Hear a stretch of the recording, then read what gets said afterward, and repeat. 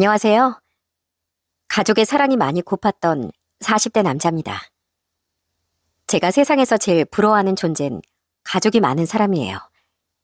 친구 혹은 지인들도 좋지만 가족은 또 다른 존재잖아요. 나 자신은 아니지만 그렇다고 남도 아닌 아주 가까우면서도 평생을 함께하는 사람들. 전 바로 그런 존재가 가족이라고 생각해요. 그리고 전 그 가족의 애정을 많이 그리워하며 살았습니다. 하지만 끝까지 가족이라는 것과는 연이 없는 것 같았던 제 이야기 한번 들어봐 주시겠어요? 저는 전주에서 태어났습니다. 여행으로 가기엔 먹을 것도 맛있고 참 괜찮은 곳이지만 안타깝게도 전 고향을 떠올리면 씁쓸함부터 차오르곤 해요. 그곳에서 자라는 내내 행복했던 기억은 별로 없었거든요. 저희 어머니는 새어머니였습니다. 제 친어머니는 저를 낳고 얼마 안 되어 집을 나가셨다더군요. 다른 남자 눈이 맞아 도망을 갔다는데 그래서인지 제 친모는 단 한 번도 절 찾으러 오지 않더라고요. 아버진 그런절 할머니에게 맡기고 총각처럼 자유롭게 살다 제가 5살 때 재혼을 하셨습니다.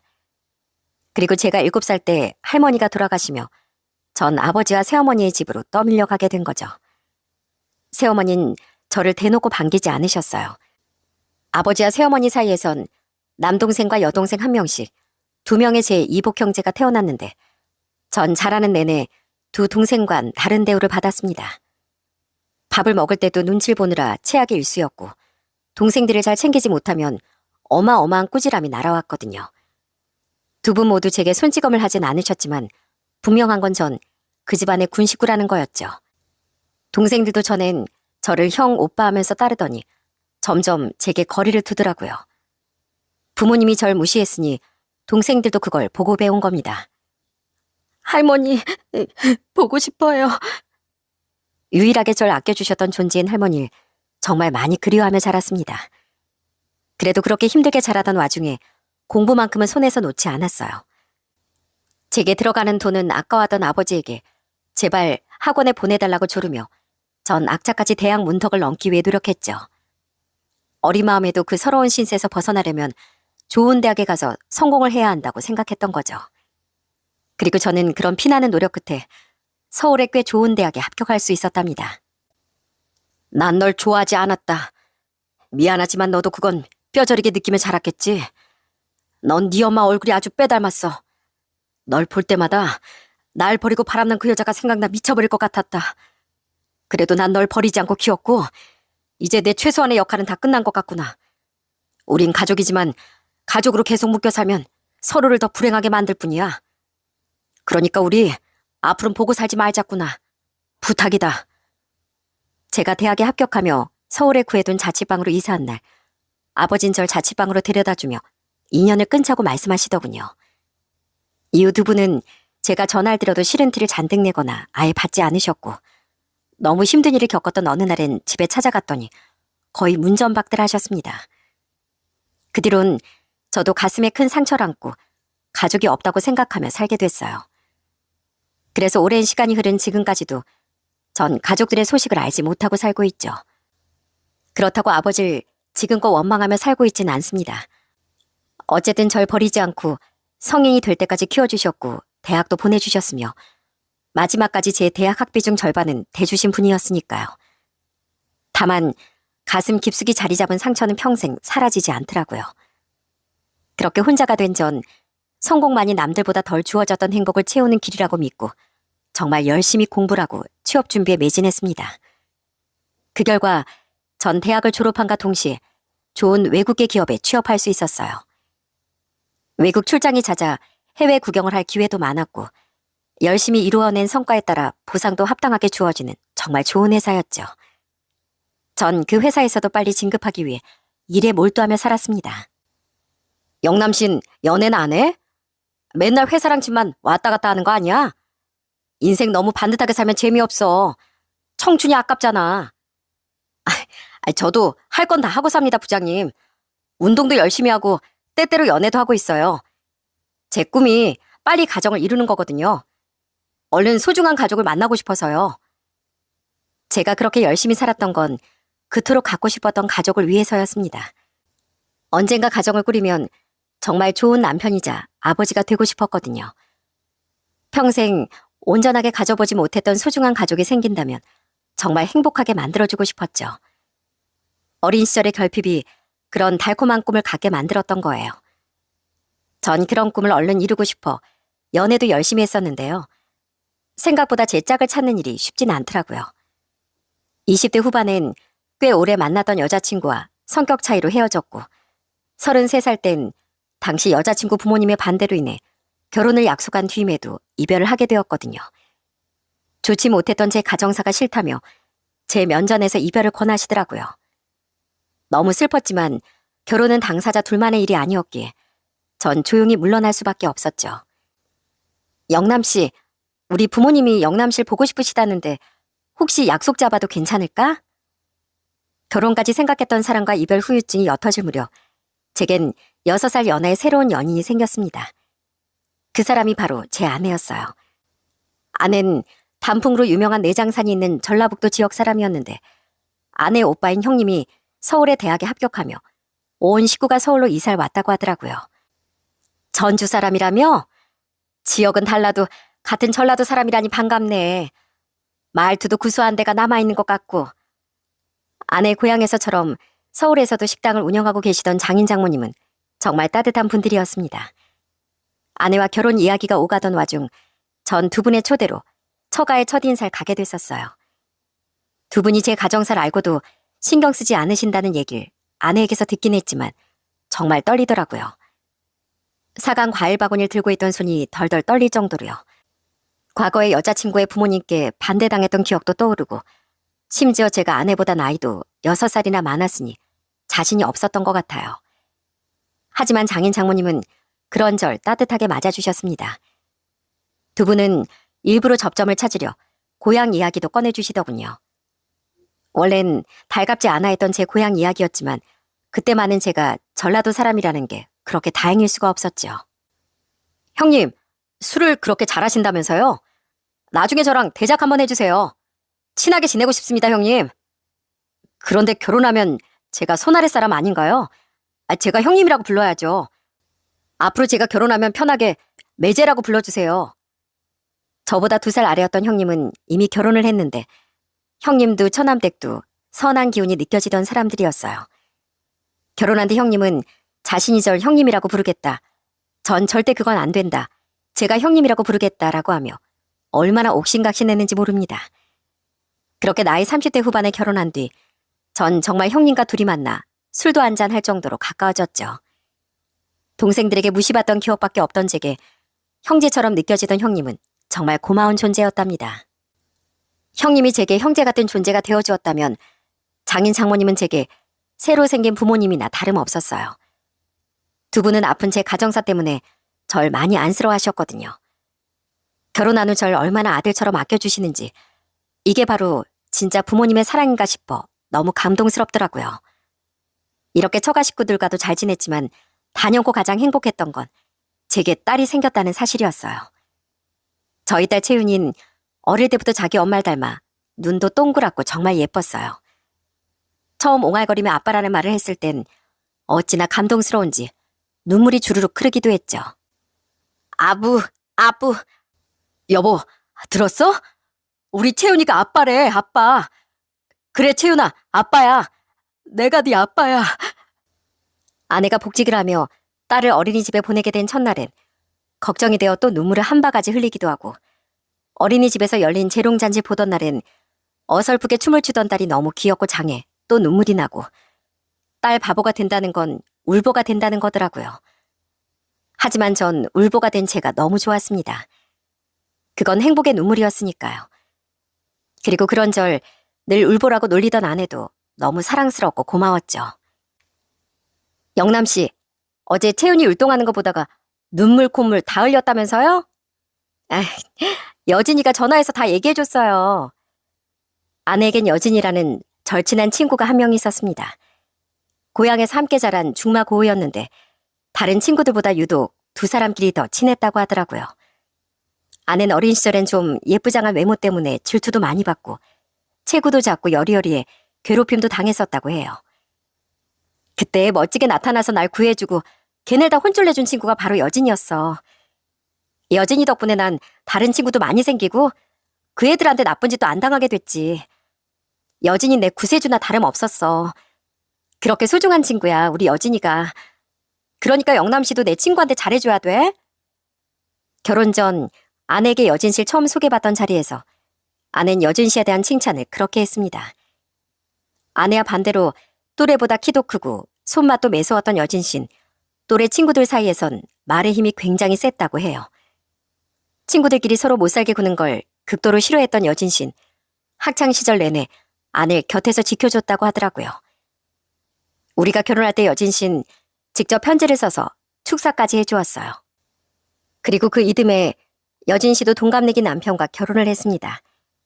그때 아내는 축사 대신 축가를 불러줬는데 솔직히 너무 웃기기도 하고 귀엽기도 하더라고요.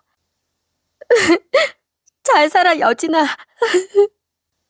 우리의 결혼식 땐 왜 축사를 하는데 울고 난리냐며 여진씨에게 핀잔을 줬던 아내는 정작 여진씨 결혼식 땐 축가의 중간부터 오열하느라 노래를 제대로 부르지도 못하더라고요.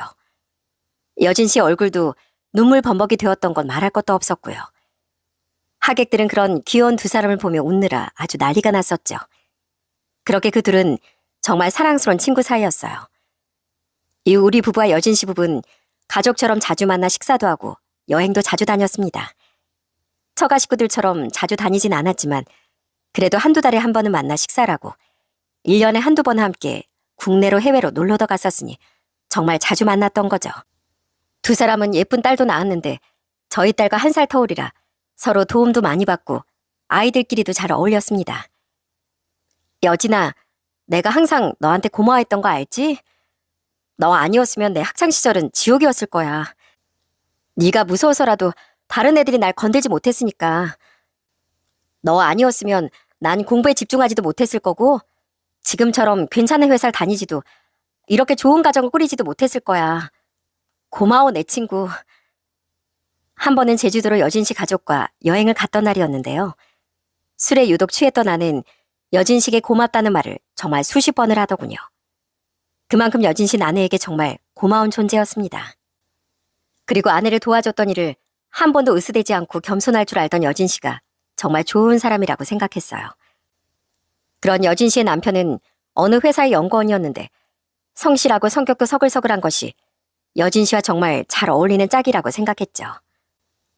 나도 최대한 회사에 잘 얘기해봤는데 아무래도 일이라 피하기가 힘들 것 같아. 정말 미안해, 여보. 그렇게 행복한 시간을 쌓아가던 도중 피치 못하게 전 가족과 떨어지게 됐습니다. 제가 해외 출장이 종종 있었다고 한들 그래도 국내 일이 더 많았었는데요. 승진과 동시에 부서 업무가 바뀌면서 제가 한동안 장기 출장을 가게 됐다는 거예요. 한 번씩 한국에 들어올 수는 있었지만 한 번 나가면 최소 몇 개월씩은 출장 장소인 유럽에 머물러야 했죠. 회사를 포기하기엔 제 커리어와 연봉이 너무 아까웠고 가족과 떨어지자니 아내와 당시 고작 4살이었던 딸에게 너무 미안하더라고요. 그래서 아내에게 차라리 함께 해외로 나가는 게 어떻겠냐고 물었더니 아내가 고개를 젓더라고요. 당신도 외로울 텐데 미안해. 근데 난 내 나라 말고 타지에서 힘들게 살고 싶진 않아. 내 회사 문제도 있고 우리 채윤이 정서에도 한국에 있는 게 훨씬 좋을 거야.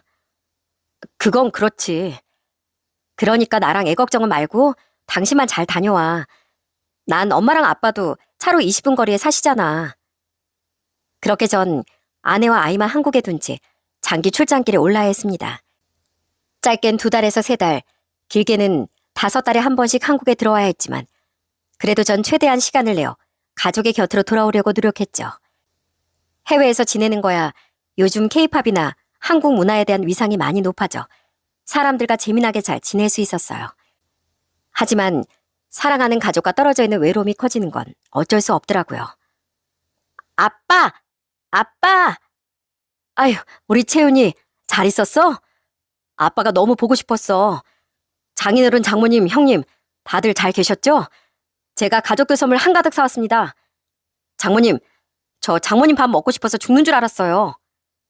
아유, 한국 들어올 때마다 뭘 이렇게 많이 사와. 아무튼 자넨 정말 못 말려. 그래, 뭐 해줄까? 우리 사위 먹고 싶다는 거 내가 다 해줄게. 한국에 들어올 때마다 부쩍부쩍 커져 있는 딸을 보면 눈물이 앞을 가리더라고요. 혼자 고생하고 있을 아내에게도 너무 미안하고 고마운 감정이 들었고, 그런 아내를 열심히 도와주고 계신 장인 장모님께도, 형님과 처남댁에게도 너무 고맙더라고요. 그렇게 긴 출장 기간을 보낸 지 2년이 지났던 때였습니다. 당시에도 전 4개월의 출장 끝에 2주 동안 한국에 들어오게 됐어요.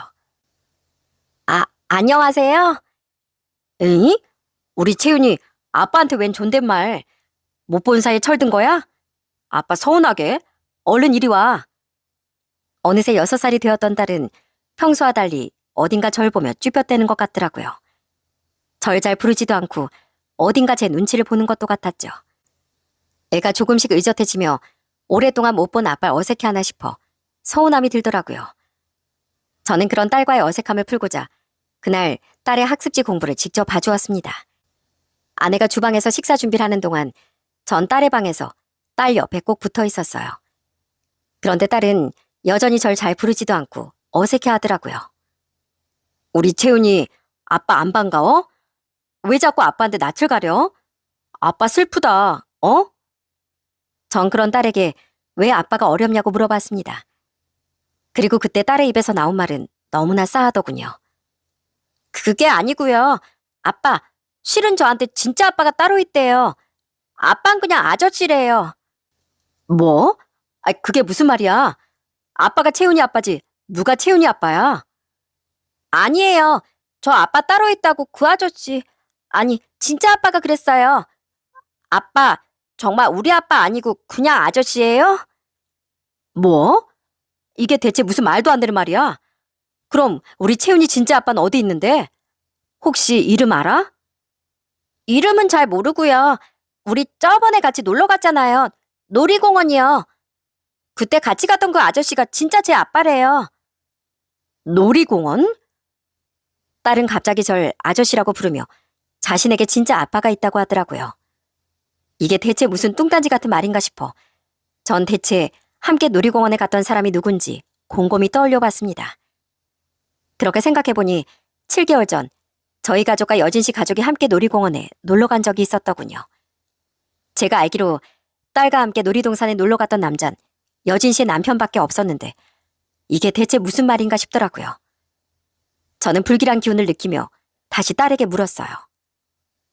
혹시 키 크고 안경 쓴 아저씨 말하는 거야? 네, 맞아요. 근데 왜 그 아저씨가 아빠야? 저한테 아빠라고 부르라고 했어요. 아저씨가 진짜 제 아빠라고 그랬다니까요. 그럼 이 아빠는 가짜래? 네. 인상착의를 확인해보니 역시 여진 씨의 남편이 맞았더군요. 전 순진한 딸에게 우선 그건 그냥 그 아저씨가 장난친 거야 하고 말해줬습니다. 그리곤 갸우뚱하며 아닌데 그 아저씨가 계속 그렇게 말했는데 하던 딸의 말에 피할 수 없는 불길함이 제 인생을 덮치고 있다는 직감이 들더라고요. 이게 대체 무슨 일인지 무슨 날벼락인지 싶어 전 그날 저녁 내내 아내에게 아무 말도 하지 않고 머리를 꽁꽁 싸맸습니다. 아내가 여진 씨 남편이랑 바람이 난 건가? 설마 진짜 우리 애가 내 딸이 아닌 건가? 그렇다기엔 여진 씨 남편하고 우리가 교류한 건 여진 씨가 결혼한 뒤부터인데 그럼 내 아내와 그 남자가 처음부터 눈이 맞아서 바로 우리 딸을 만들었다는 건가? 그건 너무 말이 안 되지 않나?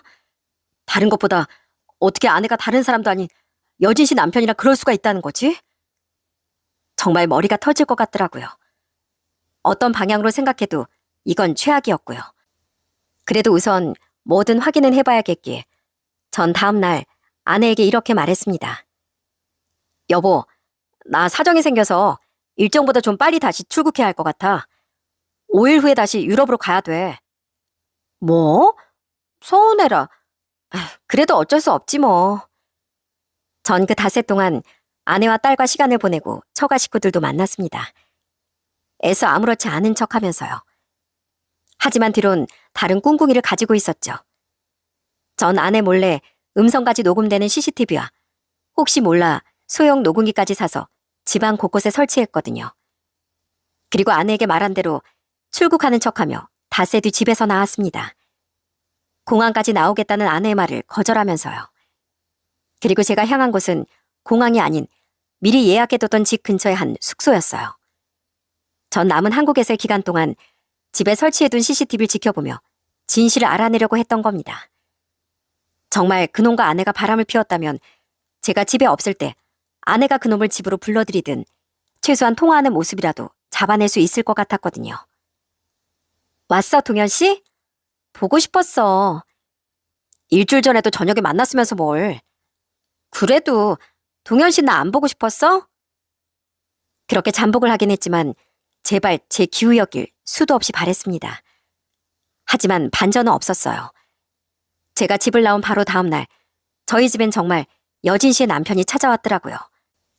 휴대폰으로 CCTV 화면을 지켜보던 전 너무 치가 떨려 주먹을 불끈 쥐었습니다. 근데 형님은 왜 이렇게 빨리 다시 간 거래? 몰라, 뭐 일이 있나 보지. 덕분에 난 동현 씨랑 시간 더 보낼 수 있어서 좋은데? 근데 여진이한텐 주말인데 뭐라고 하고 나왔어? 친구들 모임 있다고. 이미 알리바이도 다 만들어뒀지. 그래서 집사람 지금 애 데리고 자기 동생 집에 놀러 가 있어. 우리 애가 요즘 많이 칭얼거려서 겸사겸사 처제 도움 좀 받겠다고. 치, 우리 애? 그럼 우리 채윤이는 당신 애 아니야? 말을 또 왜 그렇게 해? 채윤이도 당연히 내 딸이지. 내 첫 딸. 우리 채윤이는 어디 있어? 방에 있어. 그래? 채윤아, 아빠 왔어. 얼른 나와봐. 가짜 아빠가 가고 진짜 아빠가 왔어. 아내와 그놈은 익숙한 듯 다정하게 스킨십을 하더라고요. 마치 저희 집이 제 집이 아니라 그들의 집처럼 느껴졌죠. 그리고 그놈은 뻔뻔하게도 정말 자신의 아빠라고 칭하며 저희 딸을 불렀습니다. 다행히 딸은 잠에 들었는지 나오지 않았지만 뻔뻔한 그들의 대화는 계속됐어요. 애 자나 보다. 그리고 동현 씨, 애한테 자꾸 진짜 아빠 이런 얘기 하지 말라니까. 애도 6살인데 이제 알 건 다 알아. 그러다가 자기 아빠한테 말하면 어쩌려고. 아이, 알겠어. 애가 진짜 내 딸인 걸 어떻게 그럼. 우리 유전자 검사도 다 해봤잖아. 솔직히 처음에 애가 형님 딸이 아니고 내 딸이라는 걸 알았을 땐 심장이 떨어진 줄 알았지. 너도 기억나지? 아우, 정말 손이 덜덜 떨렸다니까. 그래도 바보 같은 여진이랑 우리 남편이 의심할 생각조차 못해서 다행이었지. 아무튼 너무 걱정 마. 난 6살 때 기억도 제대로 안 나.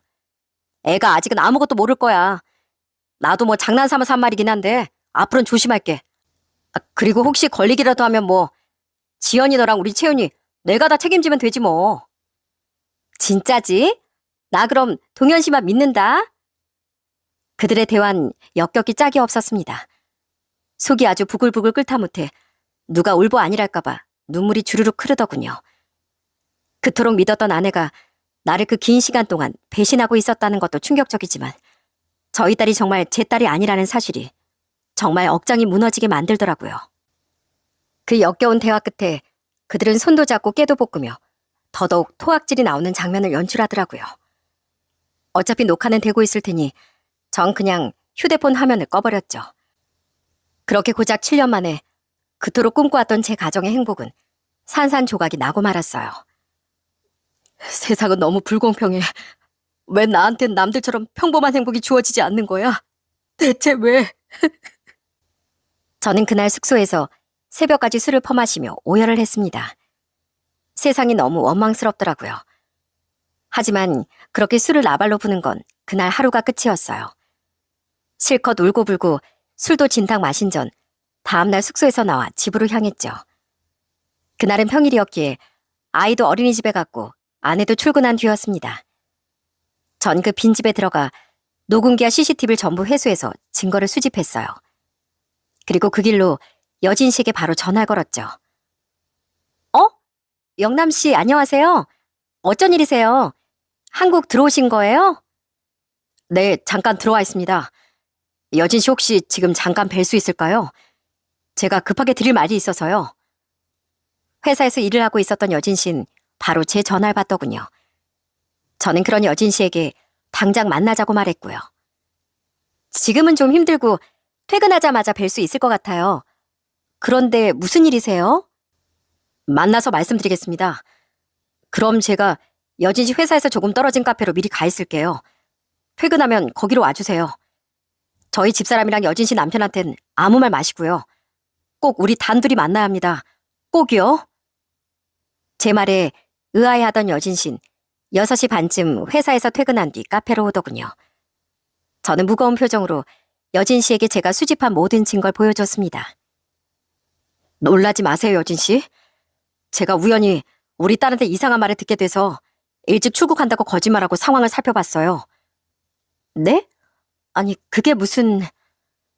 여진 씨 남편이랑 제 아내, 여진 씨가 결혼한 직후부터 서로 눈이 맞은 사이였어요. 지금까지 6년을요. 저희 딸 채윤이 있죠? 채윤이가 글쎄 제 애가 아니고 그놈애랍니다. 이거 좀 보세요.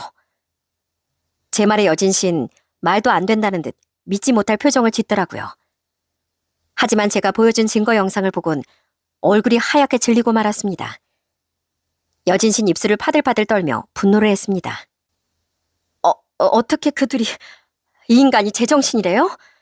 어떻게 제 제일 친한 친구라 그것도 결혼하자마자 이랬을 수가 있어요? 지연이 얘가 어떻게 저한테 이럴 수가 있냐고요. 아까 영상 마지막에 보셨죠? 그 두 사람 오늘도 퇴근하고 저희 집에서 만나기로 했습니다. 아마 여진 씨한텐 야근한다는 거짓말을 했겠죠.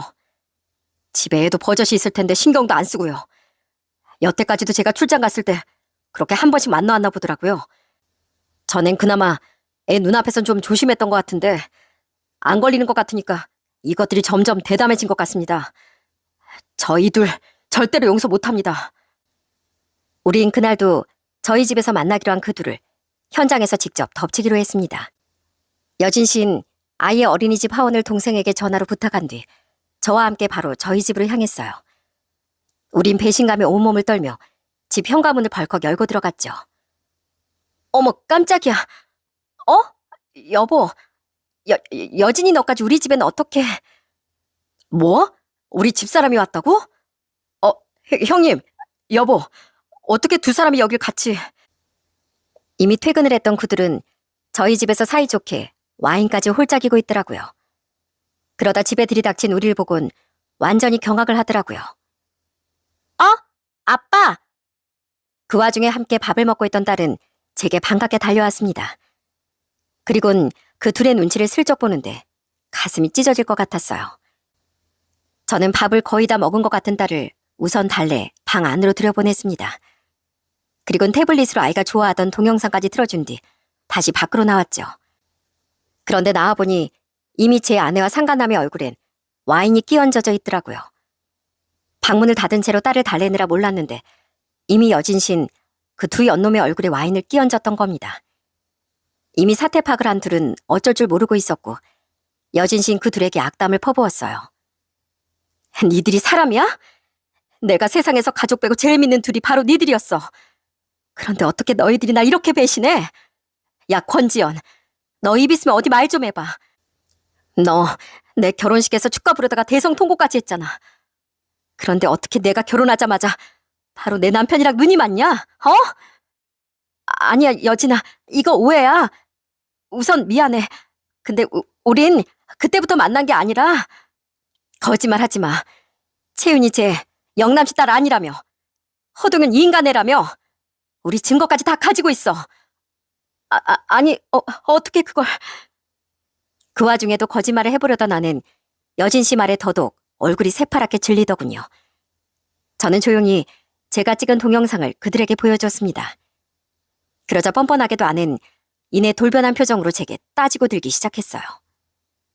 당신 소름 돋게 집에 이런 거 설치했었어? 당신 출국한다더니 왜 여기 있어? 왜 나한테 거짓말했냐고. 뭔가 낌새가 이상해서 뒷조사해보려고 그랬다. 왜? 지금 그게 중요해? 애초에 6년이나 날 속였던 당신이 제일 큰 문제 아니야? 내가 우리 가족을 얼마나 사랑했는지, 우리 채윤이를 얼마나 아꼈는지 알면서 어떻게 날 이렇게 감쪽같이 속일 수가 있어? 그러게 누가 날 외롭게 두래? 뭐? 그렇잖아. 결혼 전에야 당신이 해외 출장을 가도 내 옆엔 엄마랑 아빠가 있었으니까 그렇게 안 외로웠어. 그런데 막상 결혼하고 보니까 자주는 아니어도 몇 달에 한 번씩 막 일주일, 2주일씩 당신이 출장 가 있는 동안 나 너무 외로웠다고. 처음 동현 씨랑은 그래, 다 같이 펜션에 놀러가서 술을 너무 많이 먹은 날에 2층 방에서 실수를 하긴 했어. 그때 우리 채연이도 생긴 거고. 하지만 시작은 실수였어도 나중엔 진심이 됐다고. 당신 날 외롭게 둘 때마다 그 외로움을 채워준 사람이 바로 동현 씨야. 내가 지금처럼 몇 달씩 집을 비운 것도 아니고 고작 몇 달 1, 2주를 못 참아서 계속 바람을 피웠다고? 그것도 제일 친한 친구 남편이랑? 그걸 지금 말이라고 해? 됐고, 당신 입으로 확실하게 말해. 정말 우리 채훈이 저놈애야? 확실해? 어찌나 뻔뻔한지 정말 저 사람이 제가 알고 있던 아내가 맞나 싶어 치가 떨리더라고요. 하지만 그때만은 저는 눈물을 보이지 않았습니다. 그런 연놈들 앞에서 약한 모습은 절대 보이고 싶지 않았거든요. 다만 이어진 아내의 말에 분노만은 참지 못해 전 두 연놈의 뺨따구를 차례로 날려버리고 말았어요. 맞아. 나도 제발 당신의 얘길 바랬는데 동현 씨 애더라. 유전자 검사까지 다 해봤어. 우리 채훈이 친아빤 당신이 아니라 동현 씨라고. 기왕 이렇게 걸린 거 그냥 이혼해. 나 당신하고 이혼하고 동현 씨하고 살 거야. 동현 씨가 다 들통나면 여진이랑도 이혼하고 나랑 우리 채훈이 책임진다고 했어. 아! 왜 나한테 손을 대? 당신이 뭔데? 여진이 너도 내 몸에 더 손댈 생각 마. 난 아까 사과도 우선 했고 너 나한테 이미 와인도 뿌렸잖아. 뺨을 부여잡은 아는 적반하장으로 계속 소리를 치더라고요. 하도 어이가 없어 저도 여진 씨도 입을 떡 벌렸는데 그런 아내의 뻔뻔함을 막아버린 건 다름이 아닌 여진 씨의 남편이었습니다. 그동안 계속 입을 다물고 눈치 보고 있던 그놈은 기함을 하며 아내에게 소리를 지르더라고요. 야, 권지연, 너 정신 나갔어? 채훈이가 형님의 집 왜 내 애래? 그래. 유전자적으로는 내 애였지만 키운 건 형님이잖아. 그럼 쭉 형님이랑 키워. 난 우리 집사람이랑 딸 없으면 못 살아. 누구 인생을 망치려고 이래? 뭐? 아니, 동현 씨. 전에 분명 그랬잖아. 걸리면 동현 씨가 나랑 우리 애 책임진다고. 그건 그냥 분위기 좋게 만들려고 한 말이지.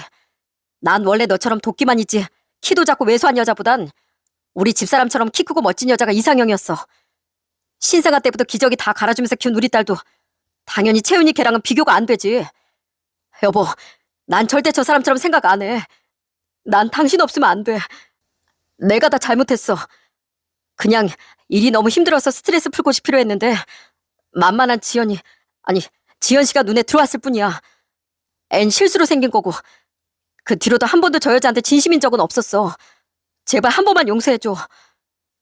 기가 차게도 그놈은 바람이 걸리자마자 바로 제 아내를 버려버리더군요. 저희 딸까지도요. 그놈은 다른 의미로 뻔뻔하게 그 지경이 되어서도 여진 씨에게 매달리더라고요.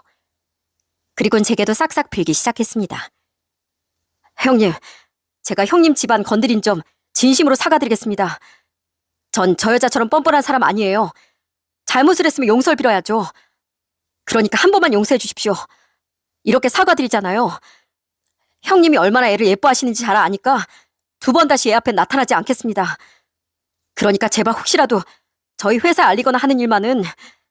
용서? 넌 그냥 사회적으로 매장당하고 여진 씨한테 이혼당할까 봐 이러는 것뿐이잖아. 양심 있는 놈이면 감히 아내 친구를 6년이나 못 만나지. 그 사이에서 애를 만들 생각은 더더욱 못하고. 이 재활용도 안 되는 놈아. 너도 내 아내도 이제 인생 끝났어. 당신 똑똑히 들어. 당신 당장 애 데리고 이 집에서 짐 싸서 나가.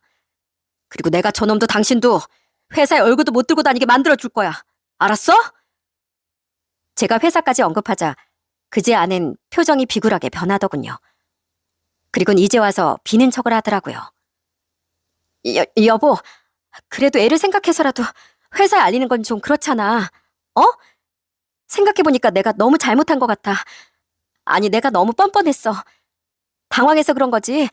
당신한테 안 미안했던 게 아니야. 여보, 내가 잘못했어. 저기 여진아, 내가 처음엔 정말 실수였다고 했잖아. 나도 일부러 네 가정을 망치려고 든 게 아니라니까? 이제 와서 미안? 아니, 이미 늦었어. 가족에 대해 큰 상처를 가지고 있는 걸 알면서도 당신은 나한테 가족으로 또 상처를 줬어.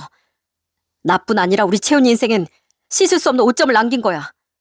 그런 당신, 난 절대로 용서 못해. 야, 권지연, 넌 사람도 아니야. 난 널 진심으로 가족보다 더 소중하게 생각했어. 넌 이제 내 친구도 아니고 다른 친구들한테도 사람 취급도 못 받고 살게 될 거야. 허동현 너도 마찬가지야. 용서? 넌 두 번 다시 우리 딸 얼굴 보지도 못하고 살 줄 알아. 여보. 하지만 저도 여진 씨도 그런 아내에게 매몰차게 대답했습니다. 여진 씨는 결국 울음을 터뜨리며 집에서 뛰쳐나갔어요. 상가 남은 여진 씨를 뒤쫓아 나가버렸고요. 전 집에 남은 아내에게 당장 짐을 싸서 친정으로 가라고 다시 한번 말했어요. 그렇게 뻔뻔하게 굴었던 아내는 이제와 낙동강 오리알이 될까봐 두려웠던 모양이더군요. 아내는 이제 와서 계속 비굴하게 매달리더라고요. 여보, 우리 채은이를 생각해봐. 우선 감정 좀 가라앉히고 우리 천천히 다시 생각해보자. 아까 내가 이혼하자고 한 건 그냥 당신이 나한테 거짓말하고 뒤를 캤다는 사실에 화가 나서 그랬던 거야. 아니, 그게 당신 진심이었겠지. 그리고 채은이를 생각하면 가슴 아프지만 난 알아. 평생 채은이를 사랑하면서도 한편으론 채은이를 괴롭게 만들지도 몰라. 바로 우리 아버지가 그랬거든. 바람나서 집 나간 우리 어머니 생각에 평생 나한테 상처 주셨어. 우리 아버지도 나쁜 분은 아니었지만 사람 마음은 자기 뜻대로는 어떻게 할 수 없는 거야. 그러니까 채은이는 가슴 아파도 지금 나랑 헤어지는 게 나아. 애를 들먹이며 계속 집에서 나가지 않으려던 아내를 보다 전 방으로 들어와 장인어른께 전화를 걸었어요. 그리고 충격받은 장인어른께 최대한 차분하게 모든 상황을 설명한 뒤 아내와 아이를 데리고 가달라고 부탁드렸죠. 아무리 최대한 조용히 소란을 피웠다고 한들 아이도 눈치가 있는데 방에서 얼마나 불안했겠습니까? 그런 아이를 위해서라도 최대한 빨리 상황을 정리해야 할 것 같더라고요. 기야만 장인 장모님은 딱 20분 만에 저희 집에 도착하셨고요. 장인어른은 아내를 보자마자 바로 머리채를 휘어잡고 내동댕이 치셨죠. 아! 아빠! 니 썩을 거, 천하에 몹쓸 거. 내가 네 부모라는 사실이 이렇게 수치스러울 수가 없다. 서서방이 얼마나 아픈 상처를 가지고 있는 사람이야, 어? 그런데 그런 서서방 가슴이 이런 대못을 박아? 서서방이 우리한테, 너한테 어떻게 했어? 자기 몸은 돌보지도 않고 가족부터 생각하던 사람인데 어떻게 네가 이래? 그것도 우리하고도 다 알고 지내던 여진이 남편이라 어떻게 네 욕심으로 애 인생까지 망쳐놔? 여보, 아주 요절을 내버려? 그 망할 기집애. 아주 그냥 너랑 나랑 오늘 접시물에 코를 박자, 어? 장모님도 아내에게 마구 손을 휘두르며 오열하시더군요. 아내는 그런 장인 장모님의 원망에 엉엉 울며 두 손으로 머리를 감싸고 있었고요. 그리고 두 분은 차마 제 손을 잡지도 못한 채 흐느끼며 사과를 하셨어요. 미안하네 서서방. 우린 자네 정말 평생 사위가 아니라 아들로 품고 살고 싶었네. 그런데 이 지경에 이르러서 어떻게 계속 이혼하지 말라고 할 수가 있겠나. 서서방, 채윤이는 앞으로 우리가 알아서 하겠네. 그러니까 자네 내 걱정은 말고 자네 인생 살게. 정말 미안하네. 아닙니다, 장인어른 장모님. 두 분이 저한테 사과하실 일은 아니잖아요. 저도 두 분과 평생 가족으로 살고 싶었어요. 그런데 이런 배신감을 안고 더는 저런 여자 살 수는 없을 것 같습니다. 그동안 너무 감사하고 죄송했습니다. 결국 아내는 짐을 싸서 두 분 손에 끌려나갈 수밖에 없었어요. 그때 이젠 제 딸이 아니게 된 채은이도 함께 처가로 떠나게 됐죠.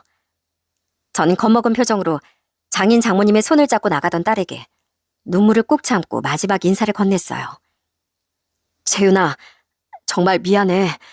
채윤이 말대로 아빠가 진짜 채윤이 아빠가 아니었대. 어른들이 실수를 했어. 아빠, 그럼 이제 채윤이 보러 또 안 와? 이제 유럽 가서 다시 안 올 거예요? 그럴 것 같아. 그래도 채윤아, 우리 채윤이는 항상 어디에서든 사랑받을 수 있는 착한 아이니까 엄마 말씀 잘 듣고 씩씩하게 커야 돼. 알겠지? 아빠가 미안해.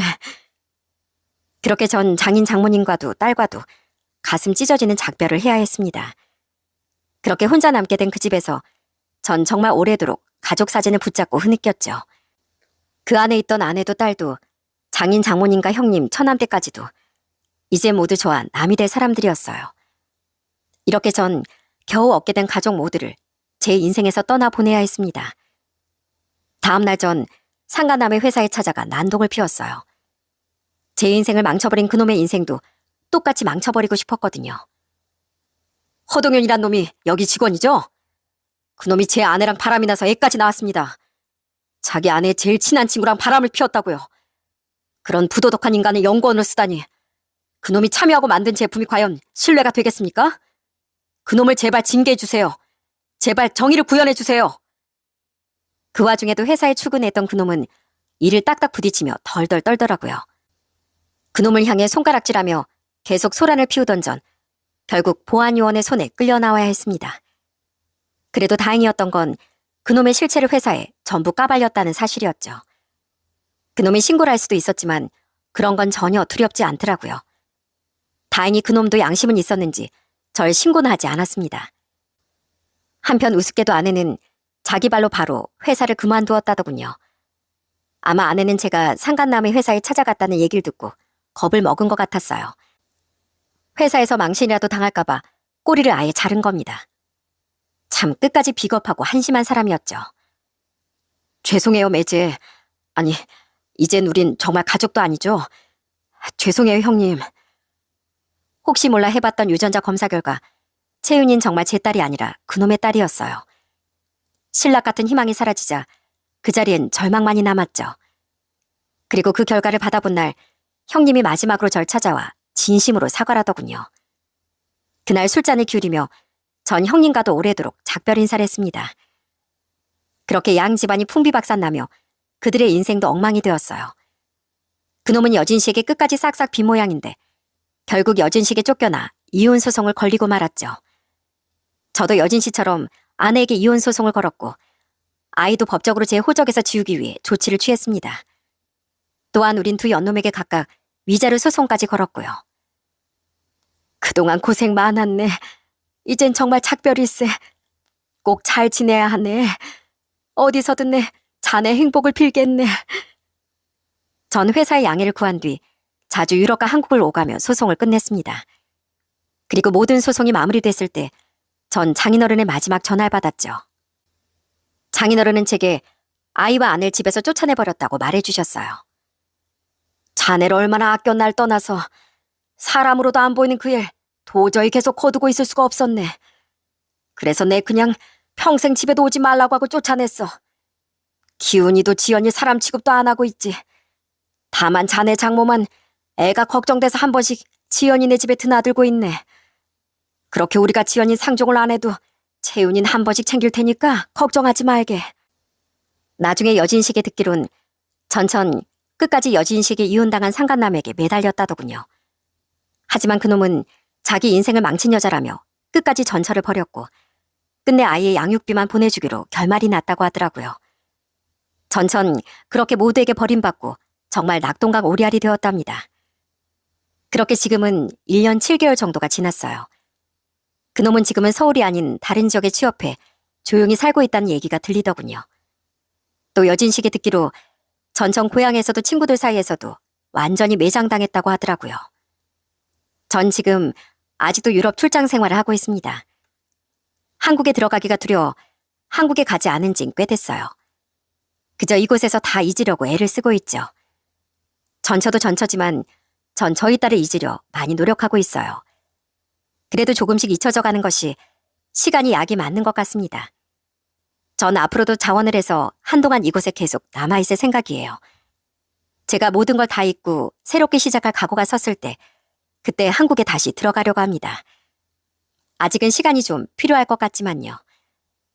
잊으려 무던히 애를 쓰곤 있지만 제 전처에게 바라는 게 딱 하나 있습니다. 부디 전처가 정신을 차려서 앞으로는 우리 채훈이를 잘 키워주길 간절히 바라고 있어요. 전처가 아니라 한때나마 제 딸이었던 너무 아픈 이름 채훈이를 위해서요. 전 그 아이를 잊으려 무던히 애를 쓰며 살아가겠지만 마음 한편으로 항상 그의 행복을 빌며 살아갈 겁니다. 전 이 사연을 통해 세상에 꼭 드리고 싶은 말이 있습니다. 저는 기혼자의 외도로 인한 가장 큰 피해자가 그 자녀라고 생각해요. 자녀들이 그나마 성인이 됐으면 다행이겠지만 제 경우처럼 아직 한참 어린 나이라면 그 아이가 자라며 받을 상처가 얼마나 무수하겠습니까? 왜 생각 없는 죄인들의 잘못에 대한 업보를 죄도 없는 아이들이 받아야 한단 말인가요? 아이들은 세상의 미래이고 아직 몸도 마음도 연약한 존재이며 그런 아이들에게 해를 입히는 건 명명백백한 중죄입니다. 이건 남녀노소 연령대를 떠나 모두가 공감하실 거예요. 물론 아이가 없는 경우에도 바람은 절대 금기시 되어야겠지만 제발 아이들을 위해서라도 제 전처와 상간남 같은 사람들이 자신의 욕망에서 이만 눈을 돌렸으면 좋겠습니다. 제 이야기는 여기까지입니다. 무겁고 씁쓸한 제 이야기에 끝까지 귀 기울여 주셔서 진심으로 감사드립니다.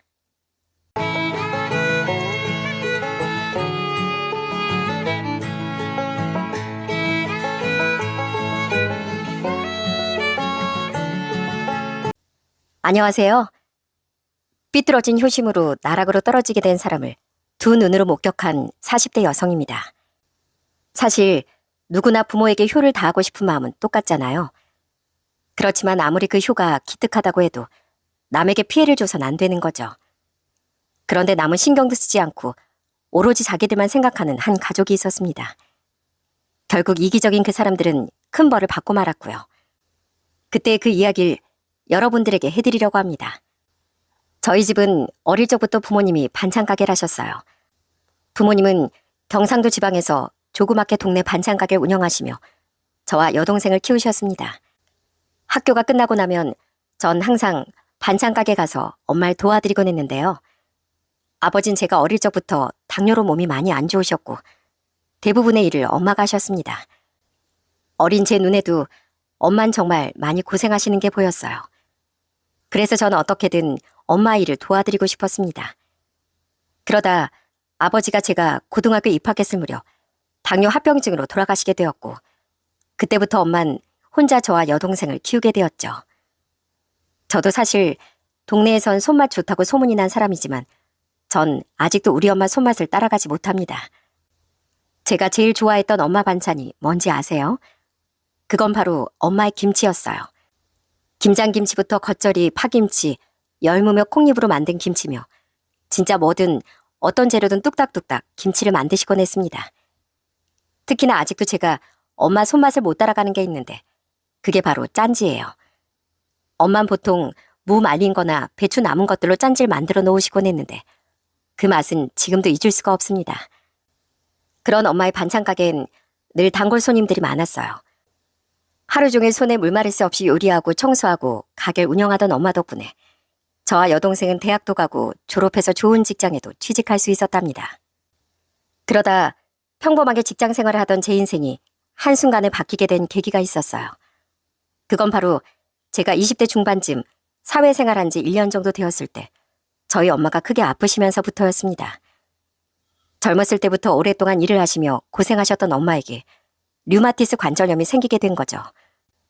손가락 마디마디가 퉁퉁 부을 정도로 상황이 심해지자 엄만 더 이상 반찬 가게를 운영하실 수 없게 됐습니다. 그때부터 엄마가 좀 우울해하셨던 것 같아요. 타지에서 일을 하고 있었던 제가 가끔씩 집에 가면 엄마 표정이 너무나 좋지 않았거든요. 엄마, 점심은 먹었어?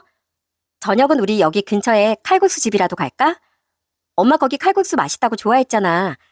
거기 가서 밥 먹자 우리. 아유 됐어. 무슨 칼국수야. 그냥 대충 집에서 밥 먹지 뭐. 너 내일은 일찍 올라가. 어차피 출근돼야 되고 늦게까지 있으면 피곤하잖니. 아휴 엄마도 피곤하다.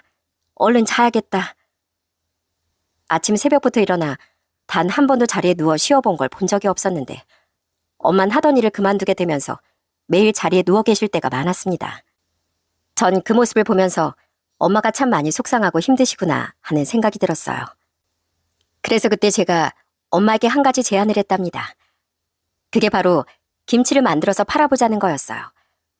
처음엔 엄마가 좀 반대를 하시더군요. 그 이유는 바로 저 때문이었죠. 김치? 수연이 너 진짜 그거 할 수 있겠어? 배추가 여간 무거운 게 아닌데 소금에 절인 배추가 얼마나 무거운지 너 알아?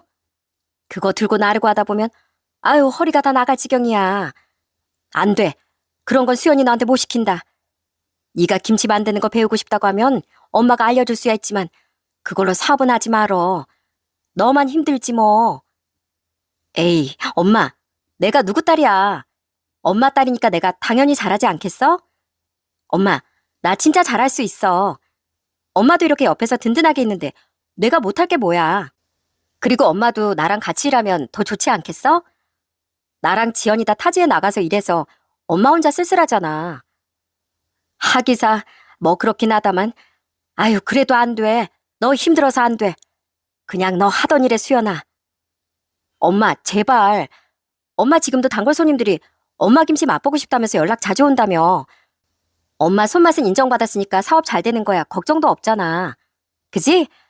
내가 그냥 여기 내려와서 살게. 그럼 엄마랑 나랑 둘이 살면서 하면 엄마야 더 좋지 뭐. 그렇게 전 엄마를 설득하고 설득해 마침내 김치 판매를 시작하게 됐습니다. 엄마는 평생 김치를 만들었던 그 레시피를 저에게 알려주셨고 옆에서 하나하나 김치 만드는 모습을 다 지켜보시며 코치를 해주셨어요. 처음엔 엄마와 같이 사업을 한다는 게 참 쉽지 않았습니다. 아무것도 모르는 제가 김치를 팔겠다고 하니 엄마는 얼마나 속이 답답하셨겠어요?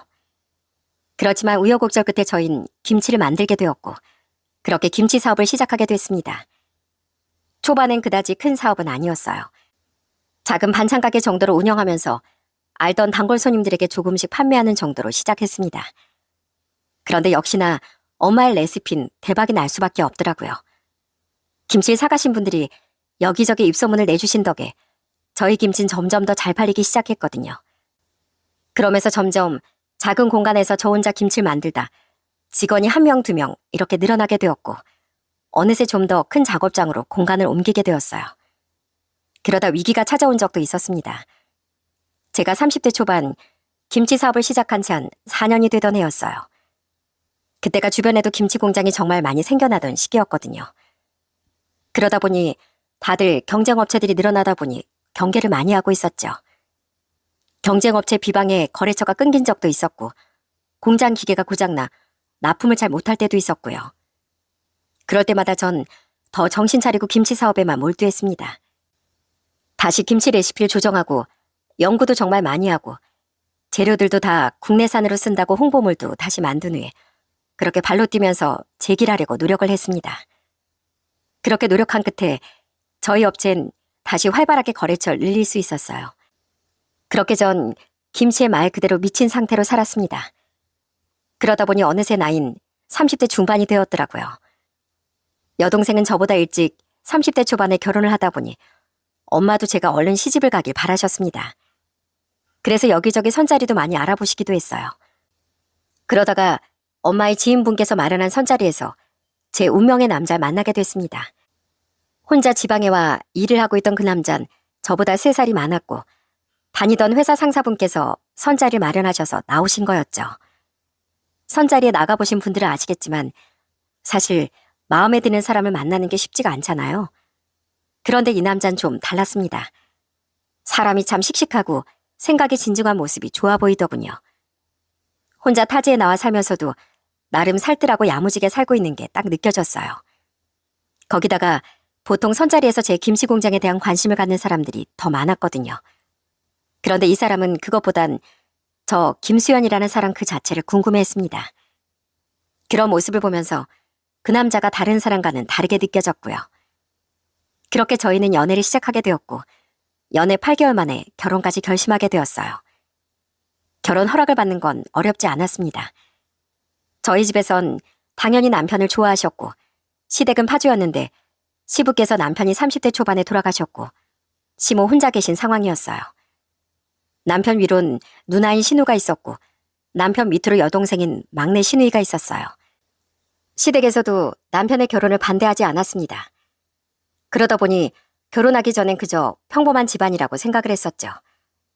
그런데 딱 결혼을 하고 나서부터 슬슬 걸리는 부분들이 많아지기 시작했어요. 저흰 결혼을 하고서 바로 아이를 갖게 되었습니다. 사실 저도 나이가 있고 남편도 40대다 보니 임신이 쉽지 않을 거라 생각했는데 진짜 임신이 한 방에 딱 되었어요. 저흰 너무 행운이라고 생각했습니다. 그런데 그때 너무 기쁜 마음으로 쉬는 날 시댁에 딱 이 얘기를 하려고 갔더니 시모가 화들짝 놀라며 말리시더군요. 그 이유는 바로 신우이 때문이었습니다. 예, 니들 임신한 거 네 신우이한테는 좀 나중에 알리면 안 되겠니? 네? 왜요, 어머님? 아유, 네 신우이 여지껏 애 안 생겨서 스트레스 받고 있는데 니들 임신했다는 거 알면 걔가 얼마나 속상하겠니?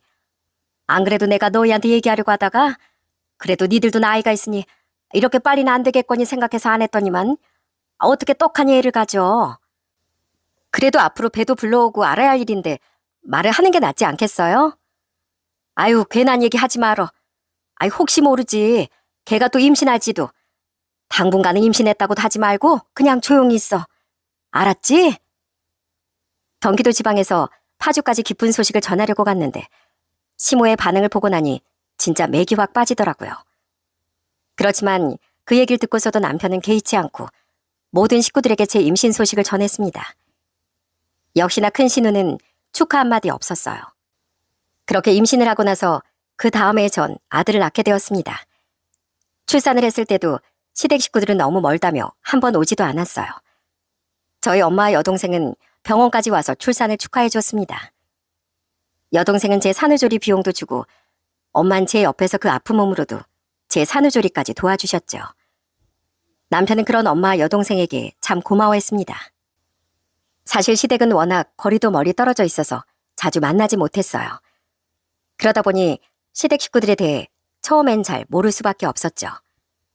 그러다 저희 아들이 태어난 지 1년이 되었을 때 식구들만 모여 돌잔치를 하려고 했었어요. 그런데 시모에게 돌잔치를 하려고 한다며 연락을 하자 정말 놀라운 소식을 저에게 전해주시더라고요. 바로 큰 시누이가 이혼을 했다는 거였어요. 네? 이혼이요? 아니, 아무 말도 못 들었는데, 아니 며칠 전까지만 해도 어디 여행 간다면서 글도 올라오고 그러던데요. 네 시누이 자존심에 그럼 이혼했다고 여기저기 얘기하고 다니겠니?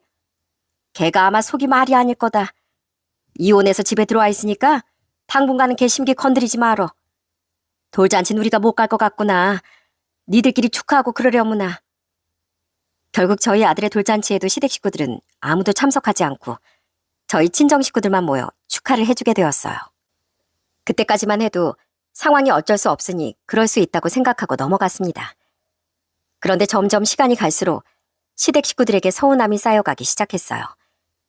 일이 바쁘다 보니 자주 시댁에 갈 수 있는 건 아니었지만 가끔씩 시댁에 갈 때마다 저흰 항상 먹을 걸 챙겨가곤 했어요.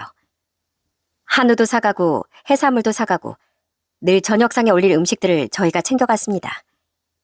그러다 하루는 일이 너무 바빠서 챙기지 못하고 시댁까지 간 적이 있었어요.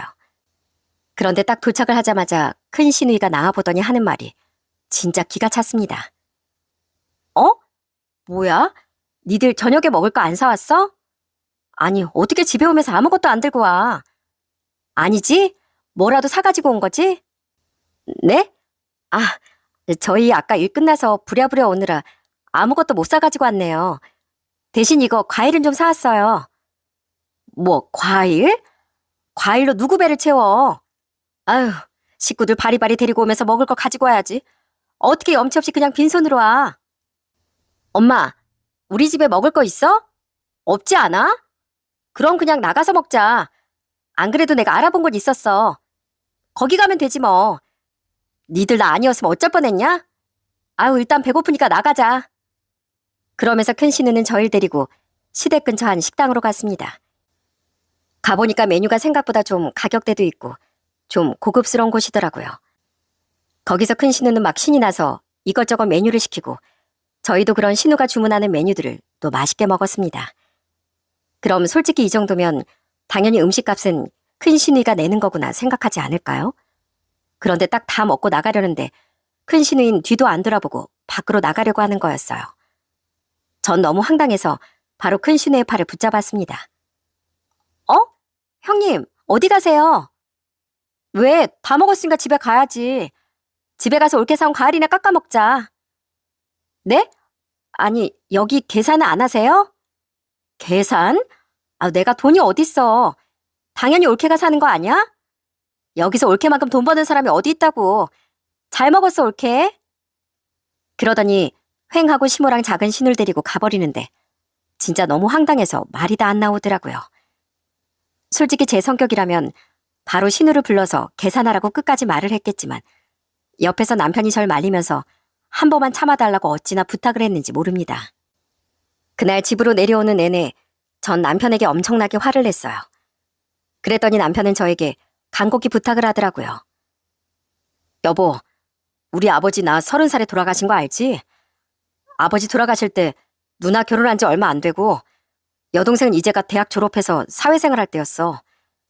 그래서 아버지가 돌아가시는 그 순간에도 내내 누나랑 여동생이랑 엄마 걱정만 하셨어. 아버지 소원이 내가 그 세 사람 잘 지키는 거였거든. 다른 건 몰라도 아버지 소원만큼은 내가 들어드리고 싶어서 그래. 어? 아무리 그래도 이러는 건 아니지. 아닌 건 아니라고 얘기를 해야 하는 거 아니야? 당신이 너무 받아주니까 시누이들이고 어머님이고 자꾸 당연하다고 생각하시는 것 같은데. 알았어. 내가 앞으로는 잘 얘기할 테니까 당신은 조금만 참아줘. 당신 속상한 거 나도 알아. 근데 누나도 이혼한 지 얼마 안 됐고 여동생도 아버지 돌아가시고 충격에 일도 제대로 못했었거든. 그러니까 당신이 한 번만 좀 이해해주라. 돌아가신 시부께선 시댁에서 정말 든든한 지주였습니다. 신우들도 다 시부를 의지하며 살았었는데 갑작스럽게 사고로 수술을 받으시고 회복하시다가 상태가 나빠지셔서 돌아가셨다 보니 다들 충격이 엄청 컸다고 하더라고요. 저 역시 아버지를 어릴 적에 여의었었기에 어느 정도 그 마음이 이해가 되어 처음 몇 번은 저도 그냥 꾹 참고 넘어갔네요. 그런데 점점 시간이 지날수록 사람들이 도가 지나치더라고요. 한 번은 갑자기 작은 신우한테서 연락이 온 거였습니다. 뜬금없이 저한테 김치 공장에서 자기가 일을 하고 싶다고 하더라고요. 언니, 저 언니네 김치 공장에서 자리 하나 주시면 안 돼요?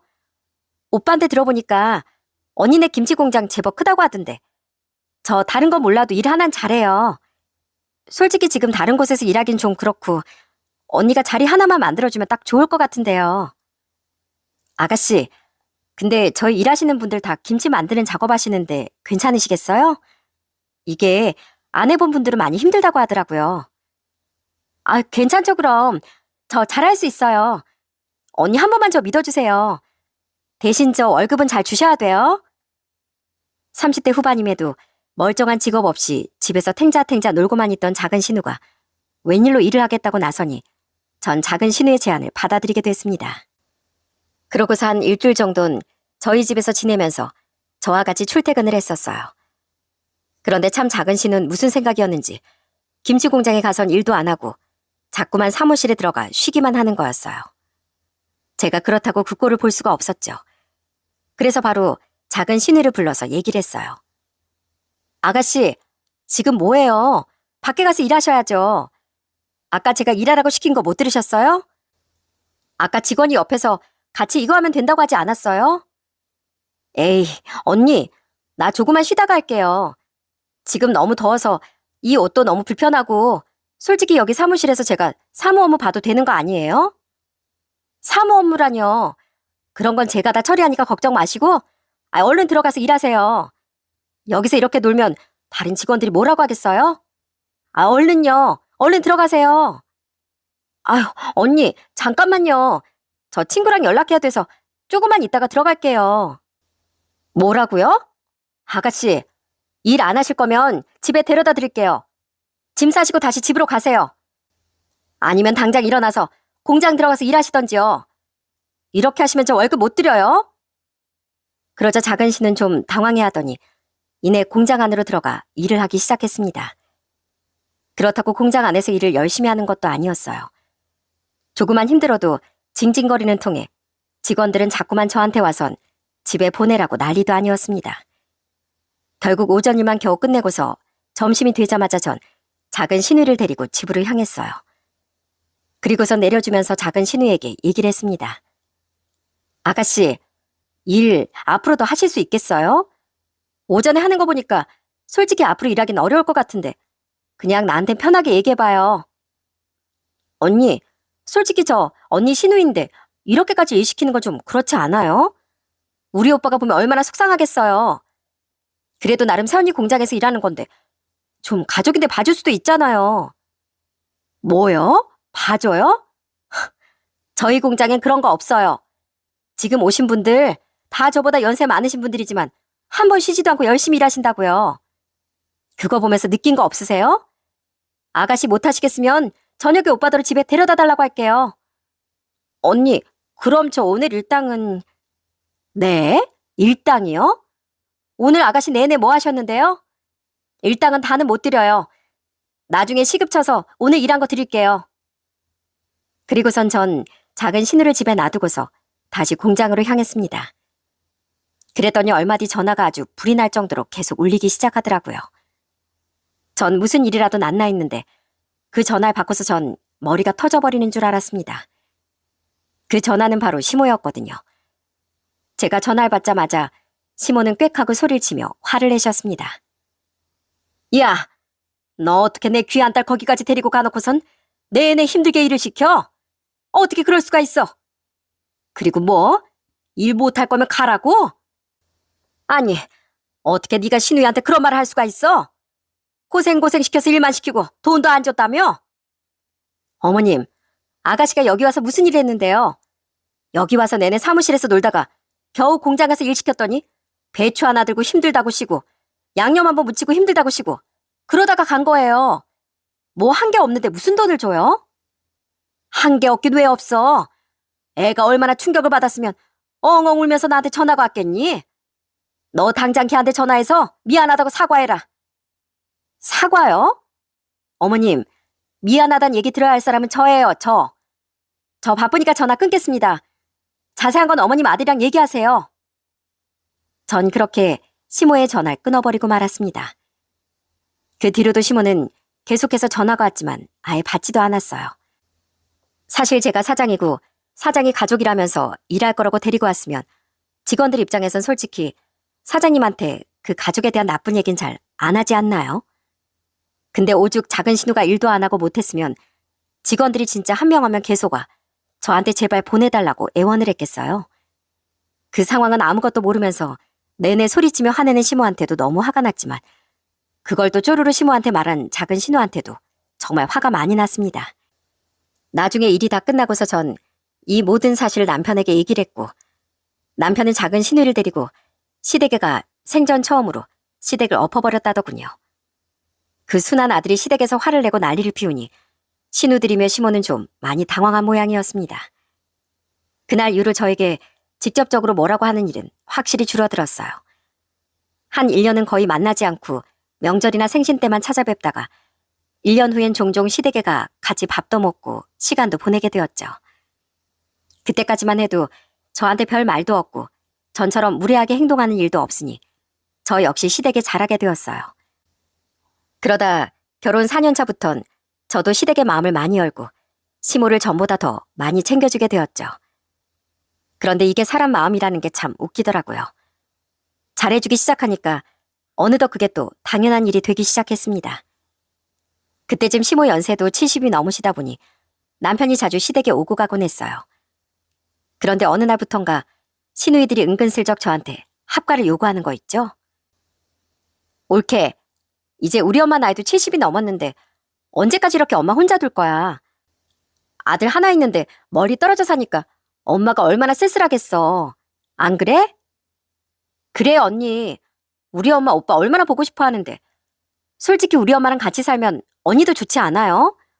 조카도 봐주고 살림도 해주고 좋잖아요. 오빠랑 언니가 여기 오기 힘드니까 차라리 엄마가 거기로 가는 게 좋지 않겠어요? 네? 합가요? 뭐 어디 어머님이 편찮으신 곳이 있는 것도 아니고 여기서 어머님 친구분들도 계시는데 굳이 저희 지역으로 오실 필요는 없죠. 아니 왜? 아무리 친구가 있어도 가족이랑 사는 게 더 재밌고 좋지 뭐. 그럼 우리 엄마 여기서 외롭게 쓸쓸하게 혼자 지내시게 할 거야? 전 신우들의 말에 정말 어처구니가 없었어요. 그걸 옆에서 들으면서도 시모는 고개만 끄덕끄덕이면서 별 말도 안 하시더라고요. 저는 신우이들이 자기들이 대체 무슨 얘기를 하는지 모르는 것 같았습니다. 형님, 아가씨, 말이 좀 이상하네요. 형님이랑 아가씨가 내내 집에 있는데 어머님이 외로울 틈이 어디 있어요. 형님하고 아가씨 뭐 가족도 아닌가요? 저랑 남편은 내내 밖에서 일하느라 저녁 다 돼서 들어오는데 형님하고 아가씨는 집에도 계속 같이 계시고 같이 놀러도 다니시는데 그게 더 안 외롭죠. 아닌가요? 어? 아, 뭐 그렇긴 하지만 그래도 딸이랑 아들이랑 또 다르지. 에이, 요즘 세상에 딸이랑 아들이 뭐가 달라요. 다 똑같지. 오히려 요즘은 딸이 효도한다고 좋아하는 사람들도 많은데요, 뭘. 어머님 어디 편찮으신 것도 아니고 그리고 아프신 것도 아닌데 합가하겠다고 생전 처음 사는 지역에 모시고 가면 그게 어디 어머님을 위한 길이겠어요? 안 그래요? 그러자 결국 신우이들은 말 한마디 하지 않고 입을 꾹 다물어 버렸습니다. 어떻게 그렇게 생각도 제대로 안 하고 떠오르는 대로 내뱉는지 역시 사람은 변하지 않는구나 싶었어요. 제가 그렇게 만만치 않다는 걸 알게 되자 그때부턴 시댁 식구들이 전략을 바꾸기 시작했어요. 한 번은 시모가 저한테 전화가 온 적이 있었습니다. 그러더니 다급하게 얘기를 하는 거였어요. 아유, 며느라, 이걸 어쩌냐. 나 오늘 친한 지인 딸 결혼식에 왔는데 아유, 내가 뭔 정신인지 카드고 뭐고 아무것도 안 들고 온 거 있지? 축의금을 내야 하는데 너 계좌로 좀 보내줄 수 있냐? 내가 나중에 주마. 아, 네, 뭐 얼마나 하시게요? 100만 원만 보내줘. 네? 100만 원이요? 그렇게나 많이 축의금을 내시려고요? 얼마나 친한 분이시길래 그렇게 많이 내세요? 아니, 예전에 네 시아버지 병원에 있을 때 도와줬던 사람이라 그래. 어쨌든 돈 네 큰신우 계좌 보낼 테니까 여기로 보내다오. 아들은 전화를 안 받아서 내가 너한테 급하게 전화한 거잖니. 어찌됐건 내가 집에 가면 바로 보내마.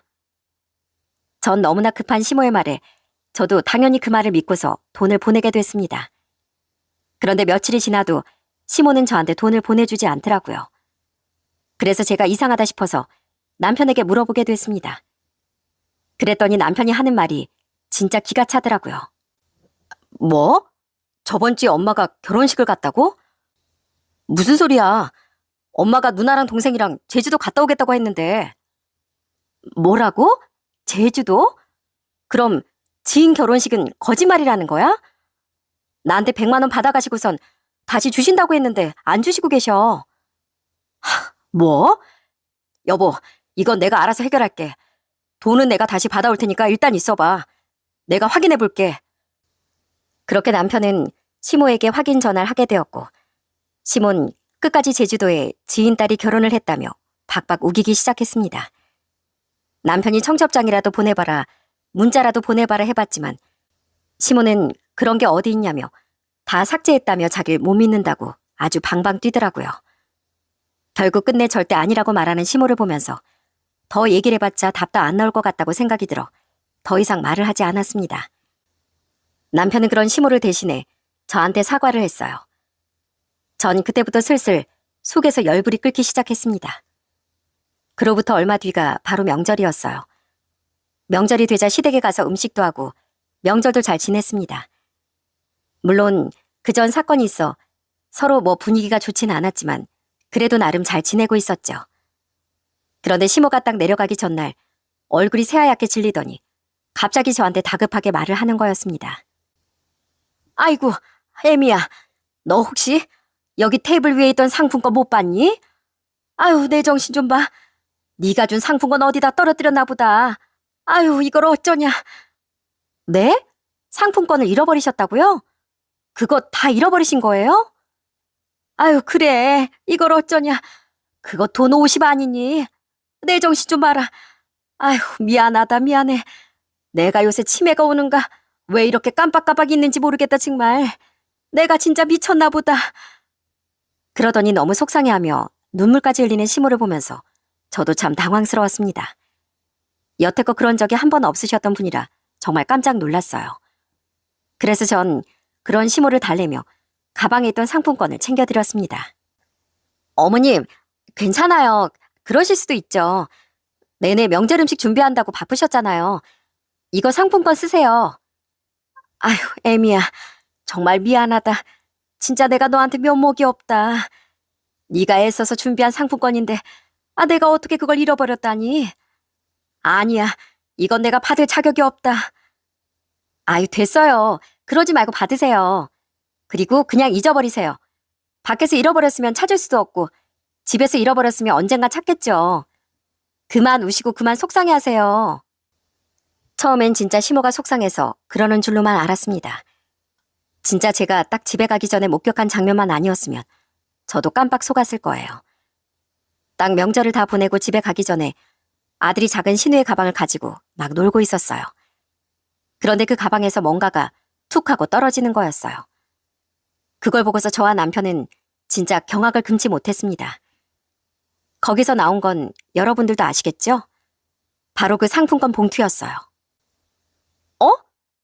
저거 상품권 봉투 아니에요? 아이고야, 세상에나.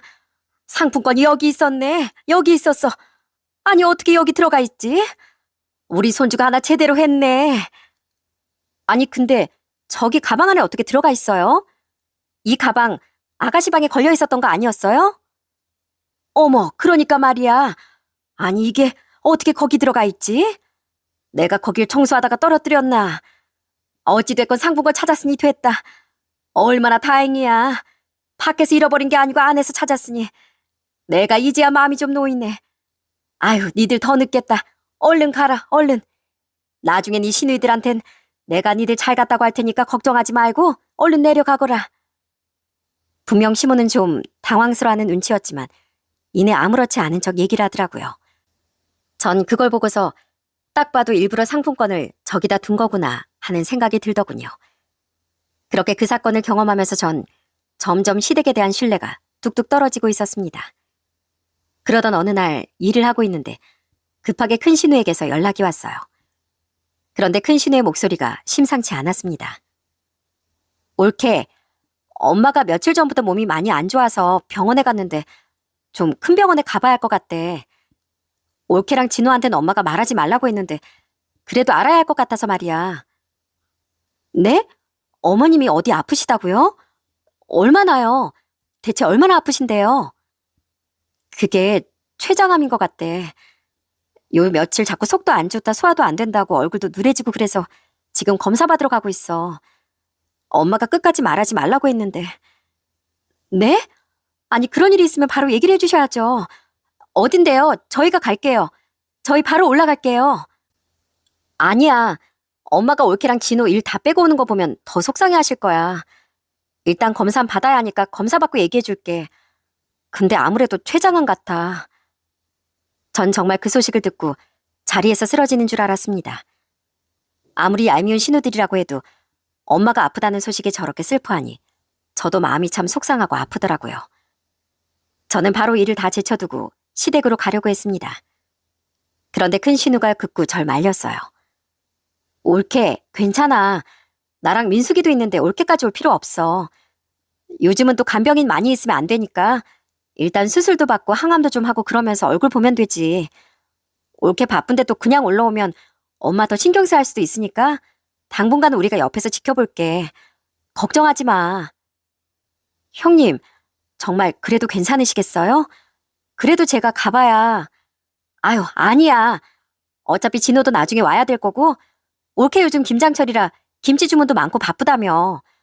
어떻게 사장이 자리를 비워. 하루 이틀 올라와서 있을 수 있는 것도 아니고. 일단 우리 둘이 있으니까 걱정 말고 입원하면 그때 연락 다시 해줄게. 아휴, 근데 큰일이다. 엄마 병원비 건강보험으로 어느 정도 정리된다고 해도 일단 다른 비용도 많이 들 텐데 어쩌지? 간병비랑 이런 것도 다 생각해보니까 한 3천은 들겠더라고. 아휴, 집이라도 팔아야 하나 싶어. 올케가 좀 도와주긴 힘들겠지? 아, 그래, 올케도 힘들 텐데. 알았어. 일단 엄마 상황 지켜보면서 내가 전화해줄게. 그러면서 너무나도 속상해하는 큰 신우의 목소리를 들으니 저 역시 참 마음이 아팠습니다. 그래도 부모가 아프다고 하니 아무리 못난 자식이라도 이렇게 정신을 차리는구나 싶은 생각도 들더라고요. 그리고 저와 남편의 상황까지 이해해주는 시누이들이 고맙기도 했고요. 그래서 저희는 상의 끝에 적금 들었던 3천만 원을 깨서 시누이들에게 보내줬습니다. 당연히 시누이들은 너무 고마워했어요. 그로부터 다음 날 공장 일을 마무리하고서 그날은 아무래도 걱정이 돼 시댁에 가봐야 되겠다고 생각하고 있었는데 한 직원이 갑자기 저한테 사진 하나를 딱 보여주는 거 있죠? 그리고 전 그 사진을 보고서 바로 누군가에게 전화를 걸었어요. 그 사람은 바로 시모였습니다. 한참 신호가 가도 전화가 연결이 안 되더라고요. 그래서 전 문자를 딱 보냈습니다. 어머님, 지금 어디세요? 해외 가셨어요? 저 사진 다 봤습니다. 이 메시지 보시면 연락 주세요. 그랬더니 얼마 지나지 않아 바로 전화가 오더라고요. 역시나 시모는 제 전화를 내내 피하고 있었던 거였어요. 그리고선 전화를 받자마자 시모는 깔깔 웃으면서 얘기를 했습니다. 아유, 아가 전화했었네. 여기가 시차가 이제 아침이라 내가 못 받았다. 그래, 너 왜 전화했니? 어머님, 어머님 췌장암이시라면서요? 검사 받고 바로 수술 받아야 한다고 그러신 거 아니셨어요? 입원한다고 그러셨잖아요. 아, 그게 아니 췌장암이 아니란다. 그냥 좀 소화불량이어서 약 먹고 다 나았어. 나도 한참 놀랬지 뭐냐. 그래도 천만다행이지 않니? 뭐라고요? 그럼 지금 어디 가신 건데요? 아프다고 거짓말하시고 여행 가신 거예요? 아니 뭐 오랜만에 우리 딸들이랑 여행 좀 나왔지 뭐. 니들한테 가자고 하면 또 바쁘다는 핑계로 안 갈 거 아니야. 근데 우리 여행 간 건 어떻게 알았어? 어떻게 알긴요. 아가씨가 다 SNS에 올렸던데요. 아니 어떻게 그런 거짓말 하실 수가 있어요? 어떻게 해외여행을 가실 수가 있냐고요? 그럼 3천만 원은요? 3천만 원 어떻게 하신 거예요? 정말 검사 받으신 거 맞으신 거예요? 아유, 예. 고작 그거 3천만 원 가지고 지금 나한테 뭐라고 하는 거니? 그냥 효도에다 치면 되는 거지. 아, 그리고 말 맞다나. 네가 나한테 해준 게 뭐가 있다고 고작 3천 가지고 그래. 남들은 사업하는 며느리 있다고 하면 꼬박꼬박 용돈도 받고 그런다던데. 넌 한 푼 나한테 쥐어준 적도 없으면서 이것 가지고 그렇게 열을 내니? 그냥 나 효도행 보내줬다고 쳐라. 그럼 되잖아. 뭐라고요? 돈 다시 돌려주세요. 다시 돌려주시라고요. 아유, 예. 뭘 여기까지 왔는데 그렇게 화를 내? 그냥 좋게 좋게 좀 넘어가자. 며느리가 돼가지고는 시어머니한테 그러면 쓰겠어? 아유, 됐다. 일단 들어가서 얘기하자. 여행 와서 나 이렇게 기분 망치고 싶지 않으니까 이만 끊자. 그러더니 시모는 전화를 확 끊어버렸습니다. 그 뒤로 제가 아무리 전화를 해도 시모는 받질 않더라고요. 어찌나 화가 나고 열불이 터지던지 분노를 참을 수가 없었습니다. 그 세 모녀는 정말 작정을 하고 제 돈을 받아간 거였어요. 애초에 시모가 아픈 것부터가 거짓말이었습니다. 시모는 많이 아픈 것도 아니었고 검사도 받을 필요도 없었던 거였어요. 차라리 끝까지 숨겼으면 제가 몰랐을 수도 있겠지만 그 생각도 없고 아둔한 시누이들은 좋다고 SNS에 사진까지 딱 올리면서 해외여행을 자랑했던 거였죠. 전에 아가씨가 저희 공장에 왔었을 때 기억하시나요?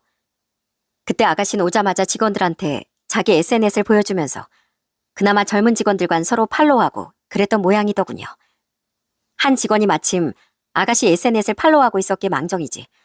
그러지 않았다면 전 아예 모르고 넘어갔을 거라 생각하니 정말 소름이 돋더라고요. 그리고서 열흘 후가 되어서야 뻔뻔한 그 세 모녀는 한국으로 들어왔어요. 그리고서 세 모녀가 받게 된 건 다름 아닌 고소장이었습니다. 입국을 하자마자 이 사실을 알게 된 큰 신우가 얼마나 급했던지 제 공장까지 내려와 찾아왔더라고요. 야, 너 이거 뭐야? 뭐 고소장? 너 어떻게 날 고소할 수가 있어? 어떻게 날 고소하냐고? 이걸로 끝날 걸 다행이라고 생각해야지. 어떻게 사람을 그딴 식으로 속이고서 남의 돈을 갈취해 갈취하길. 내가 그 3천만 원 모으려면 김치를 얼마나 팔아야 하는지 네가 알아?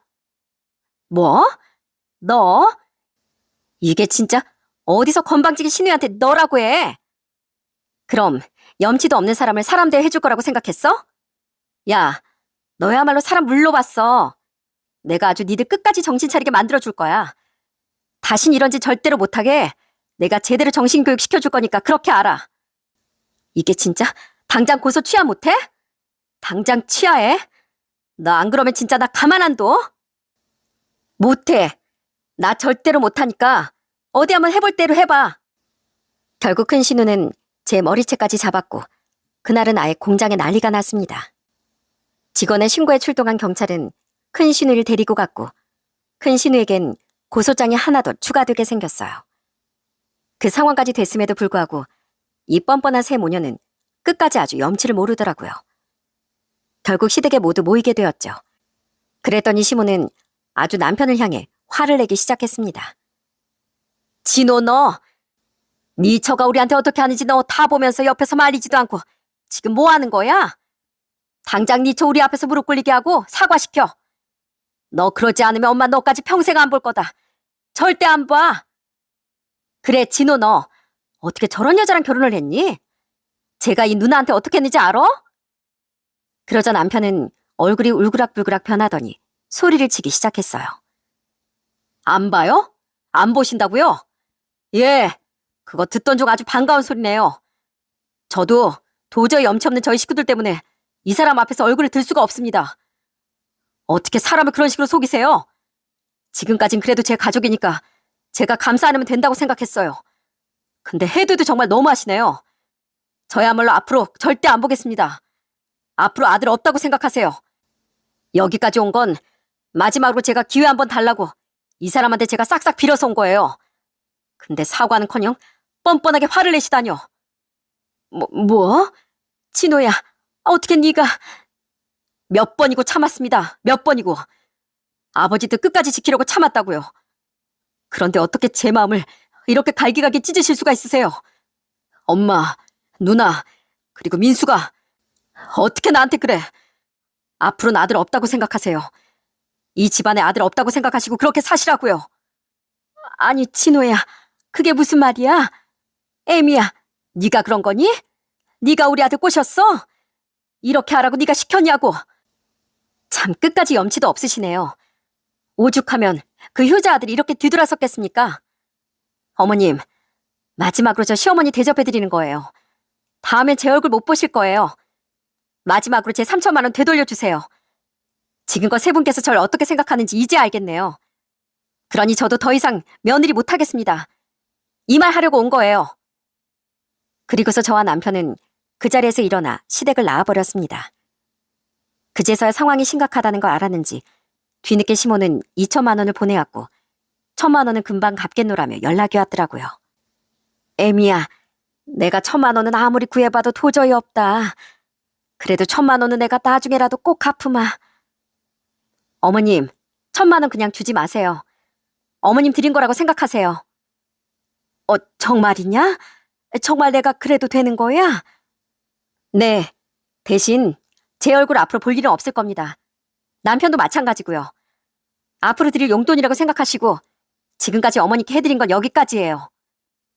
아니, 에미야, 내가 미안하다. 정말 미안해. 그렇게 전 냉정하게 시모의 전화를 끊어버리고 말았습니다.